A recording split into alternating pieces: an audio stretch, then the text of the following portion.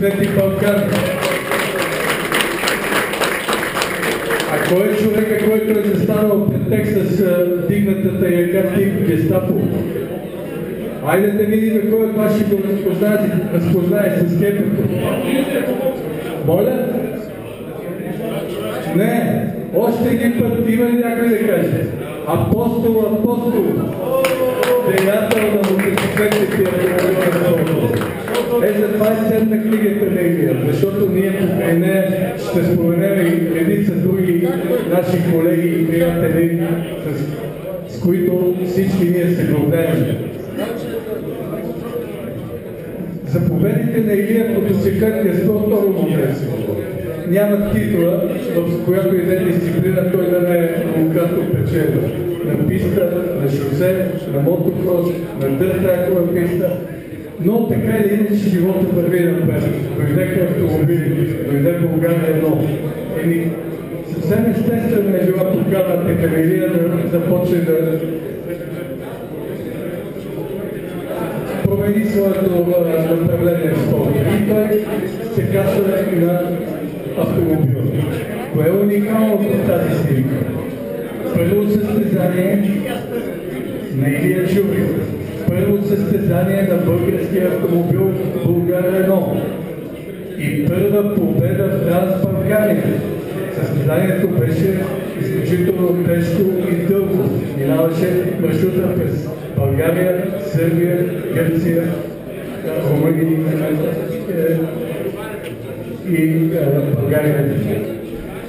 Така че още в първото си участие тези, които не помнят брата на Илия Бачо Колю, защото той също е Бачо, виждате на снимката с посредените коси, един изключително интелигентен мъж, и това е цялата фамилия Чубрикови, и със значителни заслуги за първите стъпки на Илия в автомобилния спорт. Една снимка на един мой любим автомобил.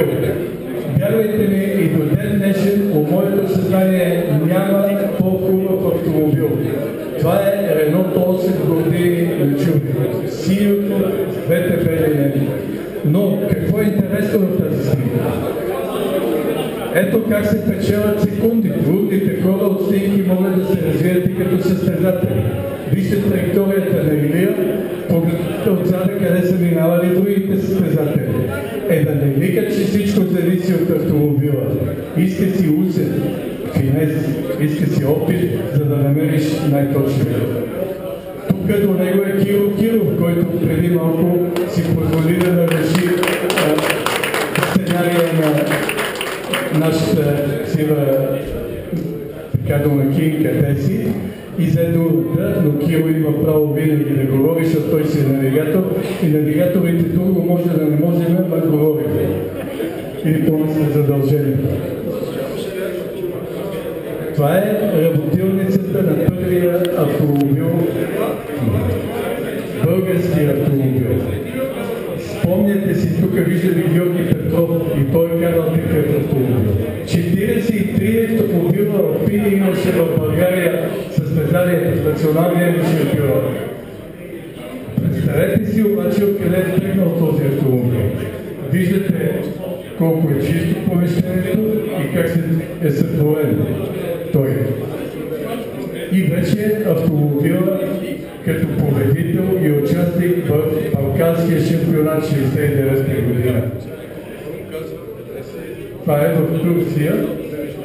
Много от вас са побеждавали в това състезание, много са участвали, много помнят какъв ентусиазъм беше в Турция и как България победи в Турция с участието на Чубриков и на българския отбор с България 1. Защото виждате на преден план автомобила Алпин на Илия Чубриков, но в дърното виждам Renault 8 години на Йордан Подолски и Васко Бартаров, а тук имаме един участник, също тогава победител с Renault Казаков в 1150 кубики. По-точно, българските автомобили направиха хорор и независимо, че тогава имаше военна клика в Турция, нямаше как да пренебрегнем българите. И оттам легендата Чупреков се понесе не само в България, а и в Турция. И в цяла Европа. Това е Пресведен Васил Левски, навигатора на Чупреков, една Тасков, ако поне така показва на снимката, човека с очилата, лека му търси на него. Но по-старите го помним. Илия разказва тук какво се случва. Това е завършика на още една от легендарните победи на Илия Чупреков. И ето вече българския алпин на трасетата във Франция и в прословутото Монте Карло. Айде, като има толкова много автомобилни състезатели, кажете къде е направена тази снимка. Браво, бе! От нас! Стига! Ти си направо невероятно! Познавам аз, но се оказа, че той правил снимките. Това е било! Как нямаше да има тогава покрай нашите трасета толкова хилядна публика? Сега се оправдава, че имало много развлечения. Ами хора, възпочаквай. Така се караше. До край, без резерва, красиво и зрелищно, и това сболеше и публиката по трасета в България. А ето ги българските алпини и в Монте Карло. 3 пъти участвала Илия в Монте Карло. Има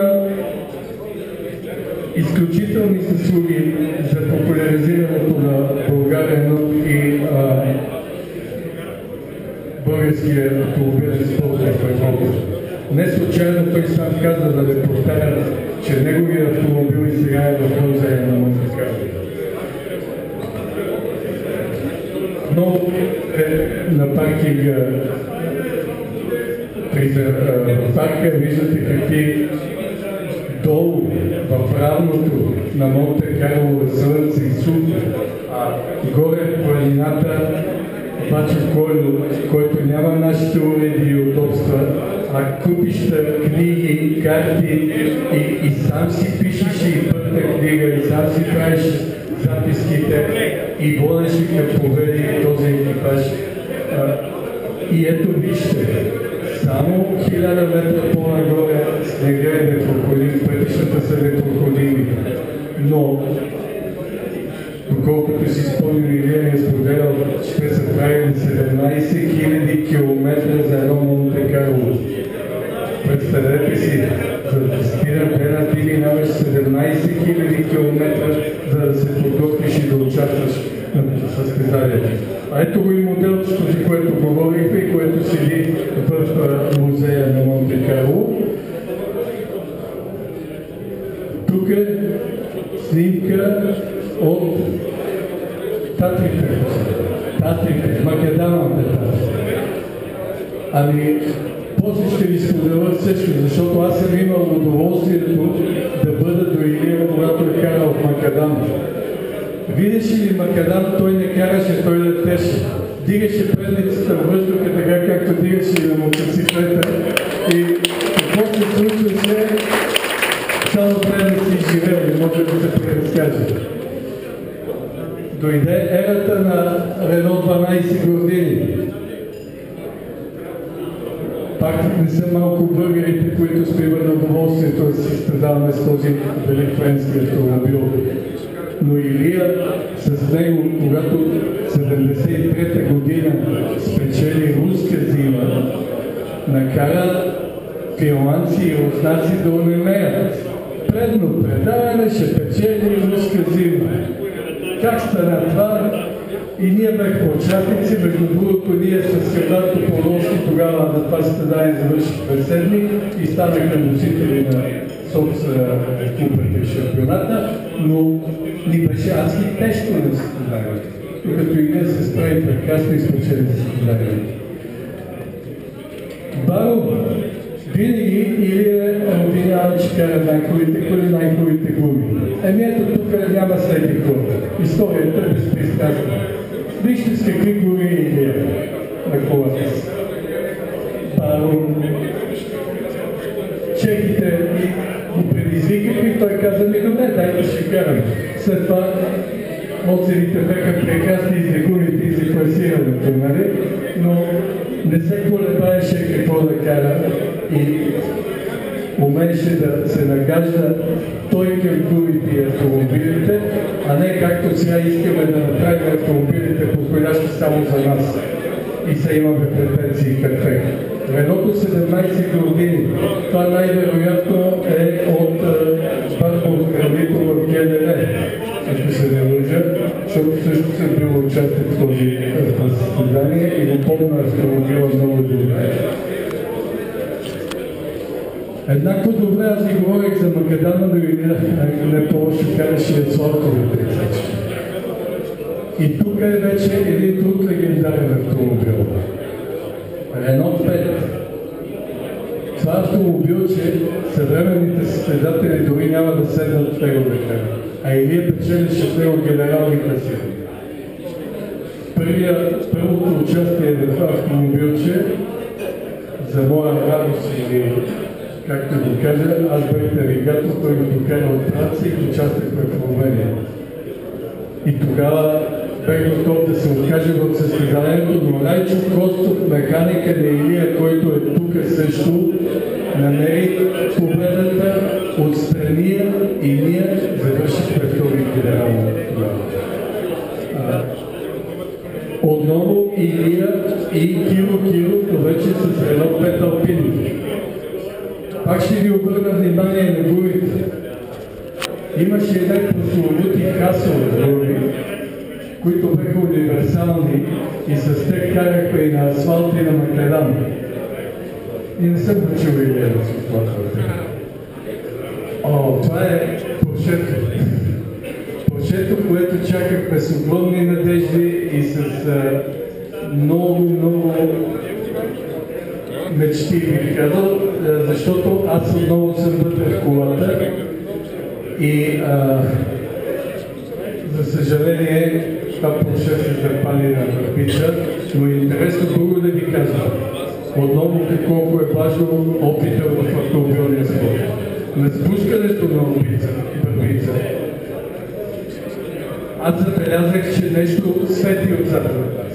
И го казвам, Илия, на него на сигнали нещо свети отзад. Чети, не говори. Чета, аз обаче вече за тия обратните завои светлините станаха червени, не да ви се светява.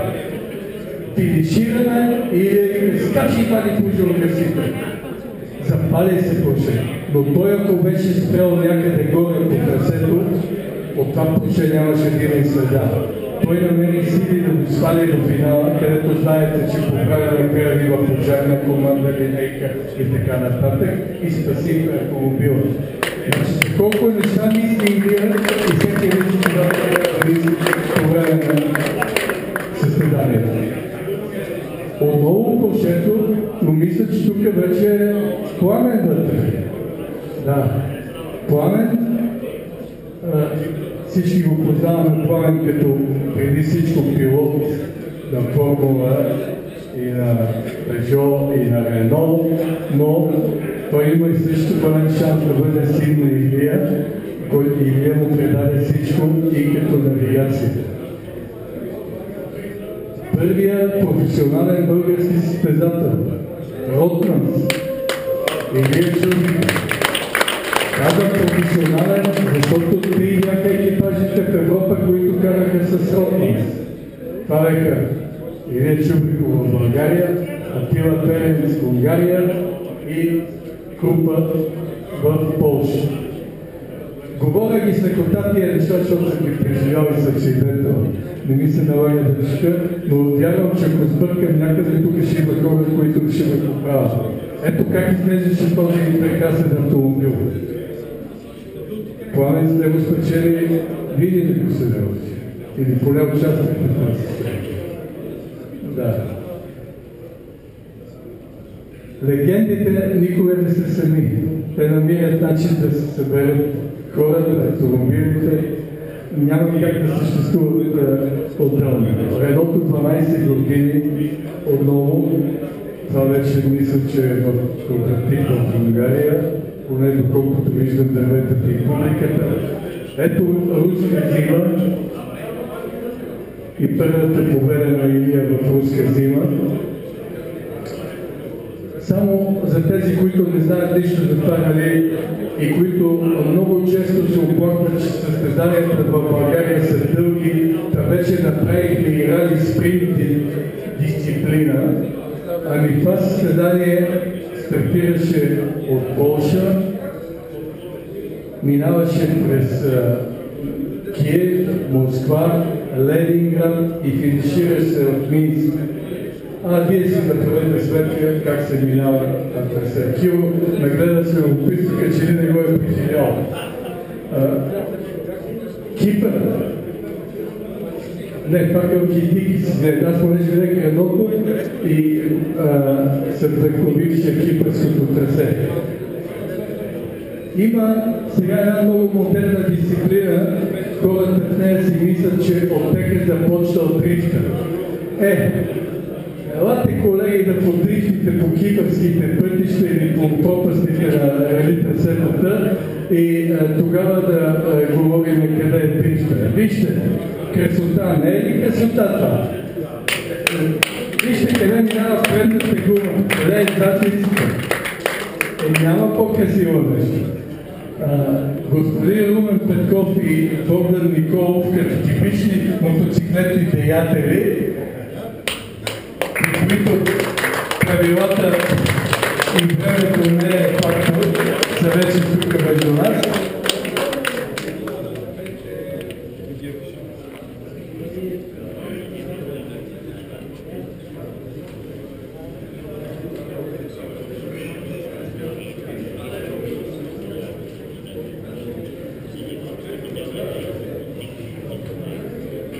Богдан не се хвали, защото на Рали Хеброци има купа дълга 1,30 м. Така че ако искаше да ни щеше да направиш по-горе.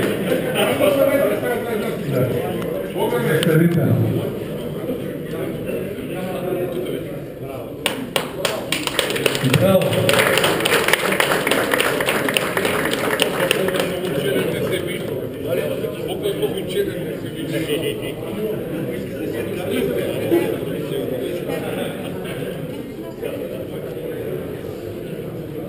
Продължаваме. Пийте по едно вино за здравето на Бачо Илия. Ладът. Калчо тук ли си още? Калчо кино. В книгата Илия подробно разказва за това състезание и си струва, защото един сериен автомобил Лада спечели маратона на обиколката на Средиземно море. 13 500 км. С навигатор Калчо Хино. Който си получи книгата, ще го интересува да прочете тази глава. Ето отново този автомобил в бойна обстановка. Само искам да ви кажа, че Или и Калчо не можаха да изчупат тази кола. Аз имах късмета да седна да я карам след тях и не можах да завърши състезанието, защото изчупих диференциала. Значи има и такова нещо. Да, вие сте виновни, защото ми давате такива диференциали. Рали Гюнедин. Победа на Шубриков. Поредна победа. Колко пъти си печелил Гюнедин? 5. Това е един от случаите, които аз съм навигатор, но той е печелил и с Калчо Хиров, и с Браци, и с Петко Церовски, и с Пламен. Така че нещо направихте. Отново от същото състезание. Бях ви обещал да ви кажа защо дължа живота си на Илия. На това състезание, втория ден, ние вече сме водещи автомобил. Знаете, който победи първия ден, стартира първи на следващия. Чета си аз, налагам темпо, както той ми е го диктувал, и в един момент по принцип не гледах напред в навигатор. Не знам защо погледнах и видях един трактор животворил завоя и го реже. Или естествено той е вътре в завоя. Хвърлих си записките, запънах се затворих очи и след това видях се оцелен. Ако се бяхме замитили, отдавна щехме да забравим за нашите личности, защото знаем какво следва при такъв черен. Така че, благодарение на неговото хладнокръвие, майсторство, опит, пилотски умения, аз все още съм жив за радост на моите близки и за нещастие да приемете на нови. Благодаря ти, Василий. Няма как да се отплата за тази работа на този човек, освен да му дам необходимото признание. Ето много групи сме тук. Реното 5. Някой ще ви подскаже къде е това състезание? Баро е всъщност, то се пише, в кой да чете. Всички знаем къде е Баро Лили в момента в категоризацията на ралито. Ами дано отново да доживеем номер едно да бъде българин на това рали. Защото това говори какво признание има Чурбиков и е донесъл за обществото. Типична негова физиономия, от която не може да разбереш колко се радва и колко е щастлив. Как го правеше това номер, не знам. Купата, с която Илия беше обявен за европейски шампион. Тази купа се разнасяше от ръка на ръка, както виждали покойния Георги Елакиев, Пламен и поне аз тия, които познавам на среща човека с очилата е Лужунов, който беше директор на Електроимпекс и който беше един невероятен приятел на моторните спортове и най-реч на автомобилизма. Ами Илия е карал и всичко, както при моторите, така и при колите. Айде, тук има Стоян и Георги Петърненчев. Нека ми подскажат кои са първите два автомобила и кой е третия тук в тази снимка. Светила на пищовия автомобилен спорт. Илия за първи път стартира с формулата и виждате, просто трасето на Албена не позволяваше откъде да изпревари малко Мъркус и чека Клир. Значи не всичко позволите. Ето е формулата, с която и Пламен след това стана шампион на страната. Отново красиви снимки. Пламен, къде сте тук? Кипър. А с едното ли дайте Кипър? И аз съм бил там. Който не е карал в Кипър, не знае за какво става дума в рали спорт. Ето е тази Богдане, ако си още тук, следващия път мерката да я коригираш. Купа, която баща и син печелят като победители на Велик Еврос. Дано Велик Еврос, което тази година не се победа, да се възроди и да направи още по-големи купи за вас, които следвате пътя на Илия. Ето още един легендарен автомобил. Peugeot 205 T16. Много хора се возиха в този автомобил, много победи донеси и той, много от книгата ще разберете тежки моменти за Чурбиков имал с него. Аз имах едно единствено качване, което ме направи щастлив. С пристигането на автомобила излезнах по двора на Автофон и влезнах на нивите, където сега е Рогара Тейта. Такова удоволствие, такъв спомен ще остават за винаги. Пак ти благодаря, защото ти това е силно. Ето го автомобила, вече като европейски шампион на планински шампионат. Две легенди отново. Мало Нести е този, който си разговаря с Илия. 18 пъти е европейски планински шампион Ники Златков. Ти навярно го познаваш Мало Нести, италянец, който е 18 пъти европейски шампион при прототипи. Приятно е да видиш такава звезда в такъв приятелски разговор с българи.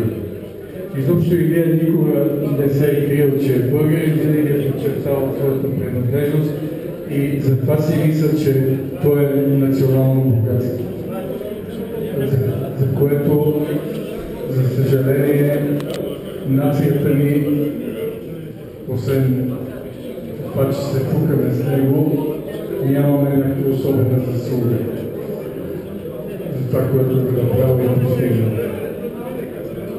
Отново автомобила на Илия.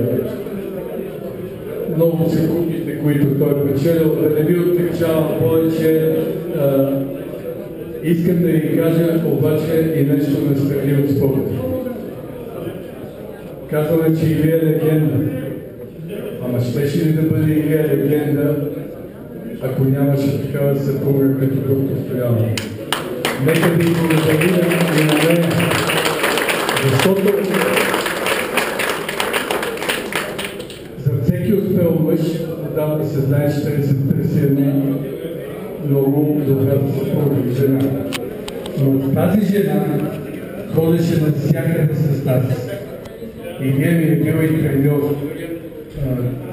Той е бил и конкурент, бих казал любив конкурент, защото аз много обичах хората, които ме побеждават, което ме караше аз да вървя по следите и да давам всичко от себе си и да разкрия. Така че от неговия пример наистина е важен за всички нас, но не всички имат шанса да имат такава съпруга. Когато тя идваше с нас, с националния отбор, нямаше проблем. Болите нещо, тя беше измислила едни вълшебни хапчета. Прахчета, не хапчета. Така ли? Едни прахчета, които всеки от нас използваше. Лошо му е, пи се го, повръща, олене.